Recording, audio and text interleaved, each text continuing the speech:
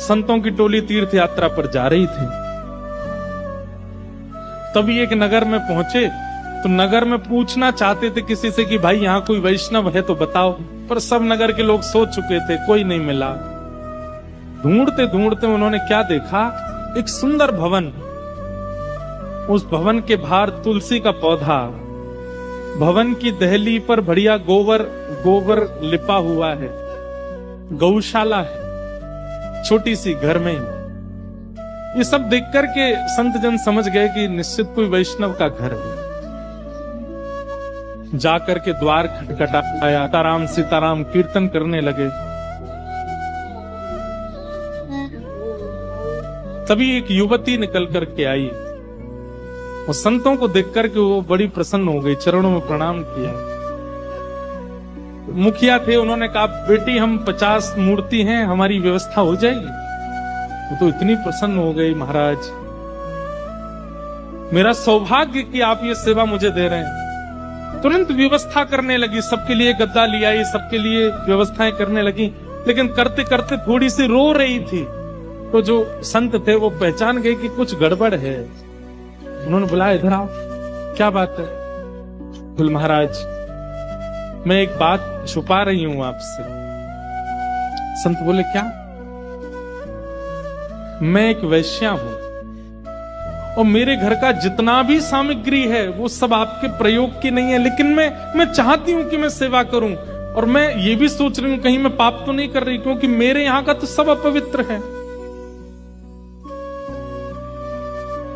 महाराज मैंने जीवन में गुरु की बहुत खोज की, आज तक नहीं मिले, शायद ठाकुर जी ने आपको मेरे गुरु रूप में भेजा। संभवतः मैं आपके सामने बैठने योग्य भी नहीं हूं, आपके स्पर्श के योग्य भी नहीं हूं, आपके देखने योग्य भी नहीं हूं, लेकिन फिर भी क्या मेरी गति कभी नहीं हो पाएगी? मैं जो करती हूं ये मैंने स्वाभाविक रूप से तो नहीं किया था, और मैं अब चाहती हूं कि मैं सब त्याग दूं, सब छोड़ दूं। क्या मुझे ठाकुर जी कभी स्वीकार नहीं करेंगे? संत के सामने तो द्वंद्व जैसा आ गया, क्योंकि बाकी के सब संत जो थे वो तो सब खड़े हो गए और महाराज जी चलो चलो चलो, यहाँ 1 मिनट नहीं रुकना, यहाँ बैठना ही नहीं है, इसके यहाँ रुकना, इसको जब तक हमारे सामने रहेगी पाप बढ़ता रहेगा, आदि आदि बोलने लगे सब। लेकिन जो मुखिया महात्मा थे उन्होंने कहा जिसको जाना है वो चला जाए, हम तो यहीं रुकेंगे। लेकिन बिटिया तुझे मेरा एक बात माननी पड़ेगी। बोले क्या?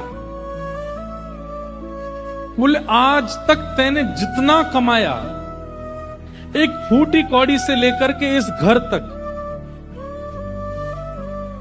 इन सबको विक्रय कर दे और इन सबको बेच करके जितना धन बने उस धन से एक ठाकुर जी का सुंदर स्वर्ण मुकुट तैयार करवा।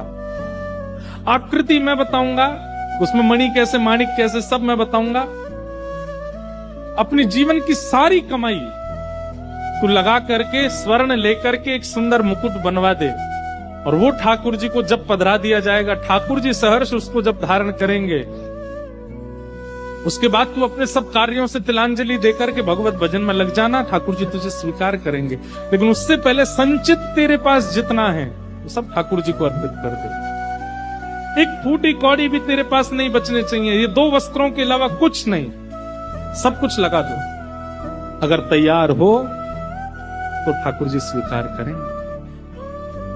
तो प्रसन्न हो गई, उसने एक बार भी विचार नहीं किया, उसने तुरंत बताया मेरे पास इतना सोना है, इतना चांदी है, इतना रुपया है, इतना पैसा है, सब है, सब कुछ कर दिया। बचा हुआ ये घर है, ये जमीन है, ये सामग्री है, इन सबको बेच बाग करके सब इतना मेरे पास धन बनेगा। गुरुजी बोले तो फिर लगाओ सब, एक भी बचाना नहीं अपने पास। अपने भोजन की भी चिंता नहीं की, अपने जल की भी चिंता नहीं, कुछ चिंता नहीं करके सब कुछ लगा दिया, और उन गुरुदेव के आदेशानुसार मुकुट बनवाया ठाकुर जी का। और मुकुट बनवा करके जैसे ही प्रस्तुत किया गुरुदेव के आगे, गुरुजी बोले बस मैंने बात कर ली है, यहाँ पास में ही श्री रंगनाथ भगवान का मंदिर है, और हम सब चलेंगे कीर्तन करते हुए, नाचते गाते हुए जाएंगे, और ये मुकुट तुम्हारे नाम से ठाकुर जी को पधराया जाएगा। निकल पड़े। संतों की टोली कीर्तन करती हुई जा रही है। वो रो रही है कि उसको आज पहली बार लग रहा है कि मैं भी ठाकुर जी को प्रसाद लगा सकती हूं। अपने संपूर्ण जीवन का चिंतन करती है और बार बार प्रसन्न होती है कि मैं ठाकुर जी को भोग लगाऊंगी, ठाकुर जी को प्रसाद मुकुट के रूप में निवेदित करूंगी, मुझे ठाकुर जी स्वीकार कर लेंगे। लेकिन बंधु वही बात है ना कि जब बहुत अनुकूलताएं एक साथ आ जाती हैं तो फिर एक प्रतिकूलता ठाकुर जी देते हैं। पहली प्रतिकूलता क्या हुई कि मंदिर के सब पुजारियों ने मंदिर का द्वार बंद कर दिया, करवा दी। एक नगर वैश्या के धन से निर्मित मुकुट ठाकुर जी को स्वीकार नहीं करा जाएगा, चाहे आप लाख प्रयास करो। तो संत जो थे उन्होंने भी निर्णय ले लिया, बोले मैं अनशन व्रत पे बैठूंगा। ठाकुर जी दोष नहीं देखते, तुम लोग दोष देखते। अरे किसी की मजबूरी के कारण किसी ने दुराचरण किया और अब वो परिवर्तन होना चाहता है, ठाकुर जी सबको मौका देते हैं, लेकिन तुम लोग नहीं देना चाहते। जब तक द्वार नहीं खुलेंगे मैं अनशन व्रत पे बैठूंगा। तो महाराज जगह जगह बात फैल गई कि इतने बड़े महात्मा, इतने बड़े तपस्वी, इतने बड़े त्यागी एक वैश्या के लिए तप पर बैठ गए। कई महात्मा वहां इकट्ठे हो गए, सब उनके समर्थन में आ गए और मंदिर के लोगों से कहा कि इनकी बात ठीक है, मुकुट ही तो स्वीकार करना है ठाकुर जी को, करवा दो। लेकिन संत बोले नहीं, पहले तो केवल मुकुट जाने वाला था, पर अब मैं दूसरा निर्णय लेता हूं। क्या? मुकुट ये अपने हाथों से स्वयं पहनाएगी ठाकुर जी। मंदिर के लोग बोले इसकी स्वीकृति हम नहीं देंगे। तो फिर और विवाद हुआ, सब विवाद, बहुत दिन तक विवाद चलता रहा। फिर इसकी भी स्वीकृति हो गई कि ये मंदिर में जाकर के मुकुट पहनाएगी। जैसे ही मुकुट धारण कराने की स्वीकृति, वो इतनी प्रसन्न है चित्त से, लेकिन उसी समय उसकी रजस्वला अवस्था प्रारंभ हो गई और वो मंदिर में नहीं जा सकती। उस समय अभी तक तो वो महात्मा लड़ रहे थे सबसे, लेकिन आज वो महात्मा ठाकुर जी के आगे रोने लगे। बोले ठाकुर जी आप कितने निष्ठुर बन जाते हो, किसी व्यक्ति को स्वीकार करने की उम्मीद ही क्यों जगाते हो जब नहीं करना होता आपको। तो वो वैश्या थी तो उसके घर संतों को भेजा क्यों, और भेजा तो फिर उसके चित्त में सबकी त्याग की भावना प्रकट क्यों करवाई, और सब त्याग करवा करके जब मुकुट बनवा दिया तो फिर मुकुट ला करके यहाँ द्वार बंद क्यों करवा दिए, और जब द्वार बंद किए थे तो बंद ही रहने देते। इन ब्राह्मणों के चित्त में क्यों इच्छा प्रकट करवा दी, ठीक है मंदिर में पधराने दो, फिर मैंने इच्छा प्रकट की कि वो पधराएगी तो आपने उसको रजस्वला कर दिया। वो महात्मा बोले बिटिया, मैं आज तक तो ये कहता, ये मानता आया था कि एक संत की वाणी और एक वैष्णव चाह जाए तो ठाकुर जी सब स्वीकार करेंगे, पर आज मैं ये कह रहा हूं कि तेरा दुर्भाग्य है कि ठाकुर जी तुझे स्वीकार नहीं कर रहे। रोती रोती द्वार पर बैठ गई और बैठी बैठी बोली मेरा मुकुट भीतर पहुंच जाए, मैं कुछ दिन बाद दर्शन कर लूंगी, मैं उसमें राजी हूं, पर आप ले जाओ मुकुट, मैं नहीं पहने, मैं तो इस योग के लायक समझ ही नहीं रही हूं खुद को, आप ले जाओ।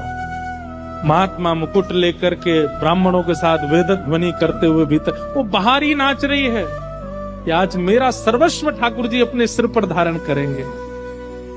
जैसे ही मुख्य मंदिर में गर्भगृह में प्रवेश करने लगे, अपने आप ठाकुर जी के कपाट बंद हो गए। महात्मा बोले कौन पुजारी है भीतर? बोले भीतर तो कोई भी नहीं है, फिर कपाट कैसे बंद हुए? ठाकुर जी ने भीतर से स्वर प्रकट किया, बोले मुकुट तो उसी के हाथों से पहनूंगा मैं, लेके आओ। ये दृश्य देख करके सबके नेत्र सजल हो गए। नियम होते हैं बंधुओं, पवित्रता का ध्यान हमको रखना चाहिए, लेकिन अगर ठाकुर जी रीझ जाए ना तो सारी बेड़ियां तोड़वा देते। महात्मा दौड़ते दौड़ते बाहर आए, आकर के उस वैश्या को सिर पर हाथ रखा, बोले देवी मैंने अभी थोड़ी देर कहा कि तू दुर्भाग्यशाली है, पर अब कह रहा हूं तुझसे बड़ा सौभाग्यशाली कोई नहीं, स्वयं ठाकुर जी पुकार रहे हैं भीतर। और वो रजस्वला अवस्था में एक वैश्या भीतर प्रवेश करती है। जैसे ही गर्भगृह में प्रवेश करती है, ठाकुर जी बोले, ठाकुर जी स्वीकार करे, ये तक तो ठीक था, पर देखते देखते सबके सामने ठाकुर जी ने अपना सिर नीचे किया और उसके हाथों से मुकुट धारण करवाया। और मुकुट धारण करते ही वो बाहर निकल करके आई और ठाकुर जी के शीश पर अपनी संपूर्ण व्यवस्था अर्पित करके वहीं प्राण त्याग दिए, ठाकुर जी में विलीन।